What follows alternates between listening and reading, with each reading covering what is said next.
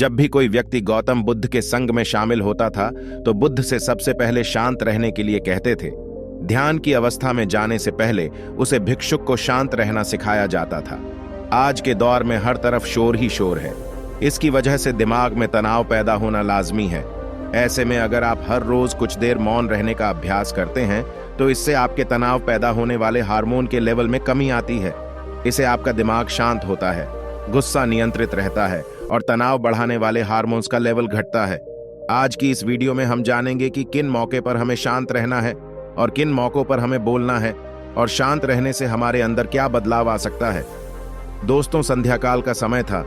गुरु अपने सभी शिष्यों को बुलाते हैं और कहते हैं, कल सुबह सब लोग नदी में स्नान करने के बाद तुरंत हमारी कुटिया के सामने उपस्थित हो जाना। सभी शिष्य हैरान रह जाते हैं कि हम लोगों ने कुछ गलती की है क्या। लेकिन कुछ शिष्य यह कहते हैं कि हो सकता गुरुजी कल सुबह कुछ अच्छी बात बताने वाले हैं। सब लोग रात को सही समय पर सो जाते हैं और सुबह उठकर सभी लोग नदी में स्नान करने के बाद वापस गुरुजी के सामने उपस्थित हो जाते हैं। गुरु कहते हैं, आज हम तुम सबको चुप रहने के फायदे के बारे में बताऊंगा। गुरु कहते हैं, 10 मौके जहां पर चुप रहने से होता है लाभ और बोलने से नुकसान। गुरु कहते हैं, अगर आप इन 10 मौके पर शांत हो गए यानी मौन हो गए तो आप जो चाहेंगे वही मिल जाएगा। आपकी जिंदगी में चमत्कारी बदलाव शुरू हो जाएंगे।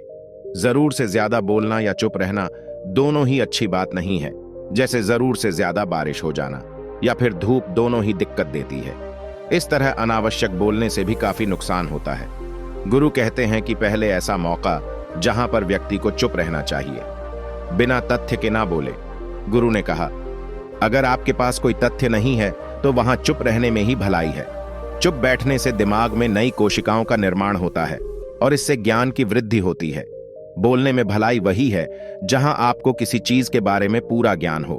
अगर आप बिना तत्व के कहीं बोलते हैं या फिर बेवजह बोलते हैं तो आपका वहां मजाक भी बन सकता है। अगर आपके पास पर्याप्त जानकारी नहीं है, ऐसी जगह पर बोलने से आपका मजाक तो बनेगा ही, साथ ही साथ लोगों का भरोसा भी आपसे उठने लगेगा। इसलिए ऐसी जगह पर शांति ही रहो जहां तुम्हें पता ना हो कि हमें क्या बोलना है क्या नहीं।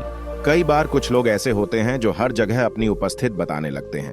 उन्हें पता नहीं होता है कि हमें क्या बोलना है, लेकिन फिर भी बोलते जाते हैं और फिर बाद में दूसरे लोग उनके जाने के बाद उनका मजाक भी उड़ते हैं। तो जब तक आपको उसे तथ्य के बारे में अच्छा ज्ञान नहीं है, उसके बड़े में पता नहीं है, तो वहां चुप रहना ही ज्यादा समझदारी है। गुरु ने कहा, दूसरा ऐसा मौका जहां पर व्यक्ति को चुप रहना चाहिए, शब्दों से ना पहुंचे, ठेस।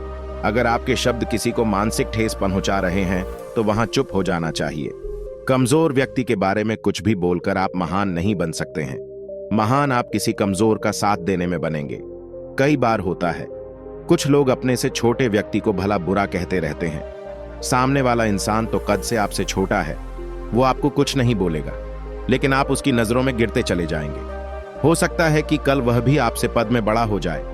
पद में आपसे जब वह बड़ा हो जाएगा तो आज जो रवैया आपका उसके साथ है, आने वाले समय में वह भी आपके साथ वही करेगा। आप किसी को नीचा दिखाकर बड़ा नहीं बन सकते हैं। बड़ा बनना है तो अपने से छोटे लोगों का इज्जत भी करना सीखें और साथ ही साथ बड़े लोगों का भी सम्मान करना चाहिए।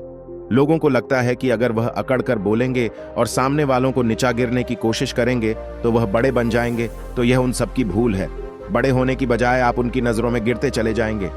गुरु ने आगे कहा, इसलिए शिष्यों, तुम सब जब भी बोलना आधार भाव से बोलना, ताकि तुम्हारी बात लोगों अच्छी लगे।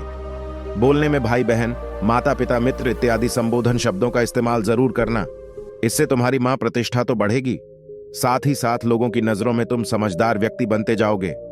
गुरु ने आगे कहा, तीसरा मौका जहां पर व्यक्ति को चुप रहने में ही भलाई है, क्रोध या ग्रेंडा करने वाले लोग। जब कोई अपना या सागा संबंधी आप पर क्रोध कर रहा हो, आपका अपमान कर रहा हो, तो आपको उसे वक्त चुप रहना चाहिए ताकि सामने वाले का गुब्बारा पूरी तरह से फट जाए। आप यदि सही है तो उससे कतई माफी ना मांगे और चुप रहकर ही सही समय का इंतजार करें। वह खुद ही आपसे माफी मांग लगा जब उसे अपनी गलती का एहसास हो जाएगा। गुरु आगे कहते हैं कि अगर आपका कोई सागा संबंधी आप पर क्रोध कर रहा हो और आप उसे समय शांत हैं, तो यह आदर्श सम्मान देने की निशानी होती है। इससे ना कोई छोटा होता है और ना ही बड़ा। अगर आपको क्रोध आ रहा है तो आप या तो वहां से किसी का अंदर किए बिना चले जाए या फिर चुप रहे। क्रोध करने से आपके रिश्ते खराब होंगे। क्रोध करने से हमेशा क्रोध करने वाले व्यक्ति का ही बड़ा होता है।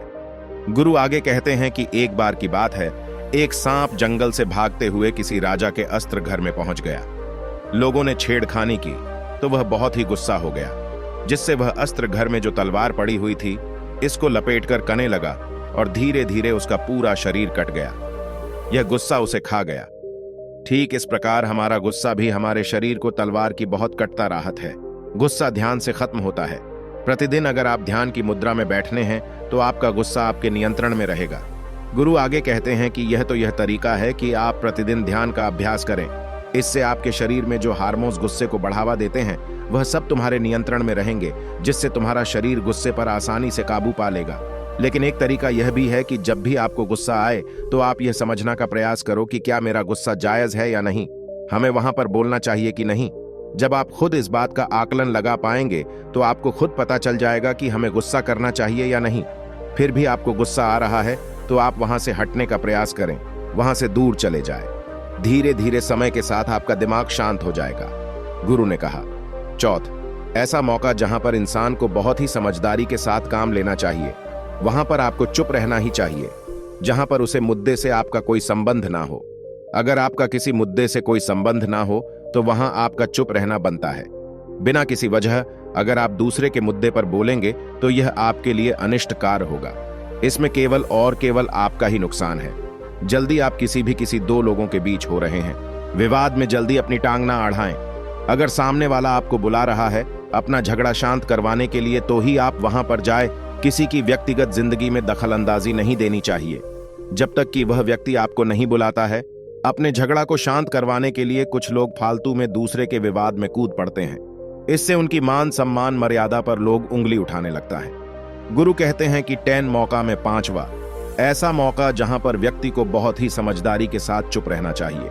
आपके शब्दों से किसी मित्र को हानि ना पहुंचे। अगर पके शब्द सामने वाले के परिवार या मित्रों की प्रतिष्ठा के बारे में बुरी झलक दिखा रहे हैं तो वहां आपको चुप रहना चाहिए। किसी के परिवार या फिर मित्र के बारे में बुरा बोलने से केवल आप ही बुरे बनेंगे। जो चीज आसानी से खत्म की जा सकती है उसे अपने शब्दों से बढ़ा ना करें। बिना चिल्लाए बात करने का प्रयास करते रहना चाहिए। अगर आप बिना चिल्लाए कोई बात नहीं कर सकते तो वहां आपका चुप रहने में ही भलाई है। किसी पर चिल्लाने से आपके व्यवहार के बारे में पता चला है। ज्यादा बोलने से चीज हमेशा खराब ही होती है। कई बार कुछ रिश्ते ज्यादा तेज बोलने की वजह से टूट जाते हैं। इसलिए अपनी आवाज में मीठा फल लाए आपके शब्दों से आपके दोस्त को हानि नहीं पहुंचनी चाहिए। कभी कभी दोस्तों के साथ जब हम मजाक करते हैं तो ध्यान रहे कि आपके शब्दों से किसी का अनादर ना हो। मजाक को भी हमेशा शब्दों के मायने में ही रखें। जहां किसी को शब्दों से चोट लगे वहां चुप हो जाए। ज्यादा बोलने से हमेशा नुकसान ही होता है। किसी और की प्रतिष्ठा को अपने शब्दों के माध्यम से उसे हानि नहीं पहुंचानी चाहिए। यदि आपके शब्दों से किसी और की प्रतिष्ठा को ठेस पहुंच रही है तो वहां आपको चुप हो जाना चाहिए। जब कोई व्यक्ति आपके सामने नहीं है तो आप उसे व्यक्ति के बारे में बुरे शब्द किसी तीसरी व्यक्ति के सामने ना बोले। गुरु कहते हैं कि छठ मौका, जहां पर व्यक्ति को चुप रहना चाहिए जब कोई कर रहा हो किसी की बुराई। जब कोई आदमी आपके सामने किसी तीसरी आदमी की बुराई कर रहा हो तब तुम्हें चुप रहकर बस सुना चाहिए। अपनी राय व्यक्त नहीं करना चाहिए, क्योंकि जो आज आपके सामने किसी तीसरी की बुराई कर रहा है वह कल किसी और के सामने आपकी बुराई भी कर सकता है। यदि आपने कुछ कहा है तो नीति शास्त्र के अनुसार जो अपने मुंह को बंद रखना है और बुद्धि से कम करता है वही इंसान समझदार होता है। बिना जरूर के बोलना, किसी के बड़े में किसी के बीच में बोलना, यह गलत बात है। कभी कभी हमारे लिए बुद्धिमानी इसी में होती है कि हमें अपना मुंह ऐसी जगह पर नहीं खोलना चाहिए। गुरु आगे कहते हैं कि 10 मौका में 7वां, ऐसा मौका जहां पर व्यक्ति को चुप रहना चाहिए जब कोई नहीं समझे।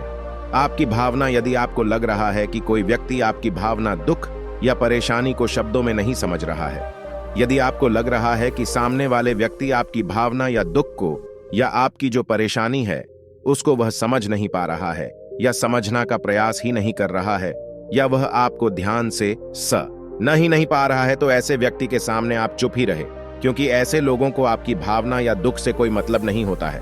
ऐसे लोगों को अपना राज बताकर आप पछताएंगे ही बाद में। इसलिए हर किसी को अपने मन की बात नहीं बतानी चाहिए।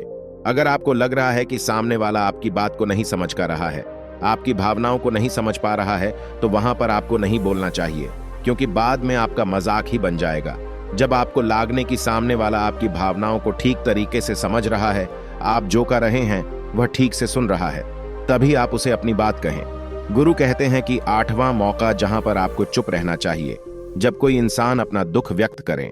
यदि कोई इंसान अपने दुख या परेशानी को आपको बता रहा है, तो इसका मतलब यह है कि वह आपको अपना समझ रहा है। ऐसे में तुरंत ही उसे समाधान बताने की बजाय चुप रहकर उसकी दुख समस्या को सुन, उसके दुख या समस्या को किसी और को ना बताएं। वह इसलिए नहीं बता रहा है कि आप उसके समस्याओं का समाधान कर देंगे, बल्कि वह इसलिए भी बता रहा है कि सामने वाला उसकी बात को समझ रहा है। कई बार बताने से दुख कम हो जाते हैं। आपको अपना दुख इसलिए बता रहा होगा कि उसे लग रहा है कि आप उसकी बात को समझ रहे हैं। दुख बांटने से कम हो जाता है।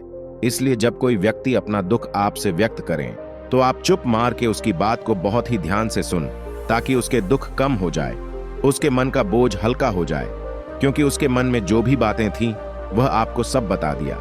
गुरु आगे कहते हैं कि 10 जगह में नोमी ऐसी जगह जहां पर आपको चुप रहना चाहिए, जहां पर दुष्ट प्रकृति के लोग रह रहे हो और गली गलौज कर रहे हो, तो आप वहां पर मत जाइए। ऐसी जगह से आप चुपचाप निकाल जाए, अर्थात अपनी प्रतिक्रिया दिए बिना आप वहां से चले जाए, क्योंकि जिसकी जुबान खराब होती है, जो दुष्ट प्रकृति के लोग होते हैं, उनको आप ऐसे समय में नहीं समझा सकते हैं जब उनका दिमाग पूरी तरह से शांत हो जाए, तभी वह आपकी बात सुनेंगे। इसलिए जहां पर दुष्ट प्रकृति के लोग हो, आपकी बात को ना मानते हो और ना ही सुनते हो, तो आपको वहां पर नहीं बोलना चाहिए। गुरु कहते हैं कि 10वां ऐसा मौका जहां पर आपको शांत हो जाना चाहिए। अपनी सफलता का राज हर किसी को ना बताएं।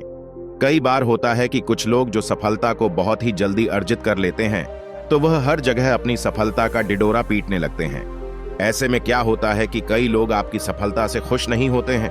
अगर आप अपनी सफलता का जबरदस्ती लोगों में ढिंढोरा पिटवा रहे हैं, तो लोगों की नकारात्मक ऊर्जा आपको प्रभावित कर सकती है। जब आप सफल होंगे तो सबको पता चल जाएगा कि आप सफल हो गए हैं। डिडोरा पीटने से नुकसान आपका ही होगा।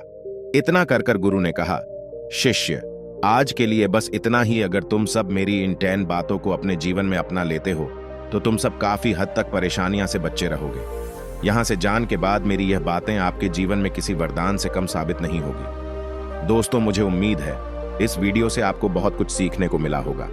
अगर आप नए हो तो हमसे जुड़ने के लिए इस चैनल को सब्सक्राइब करना मत भूलिएगा। मिलते हैं अगली वीडियो में कुछ नए विचारों के साथ। तब तक के लिए आपका बहुत बहुत आभार।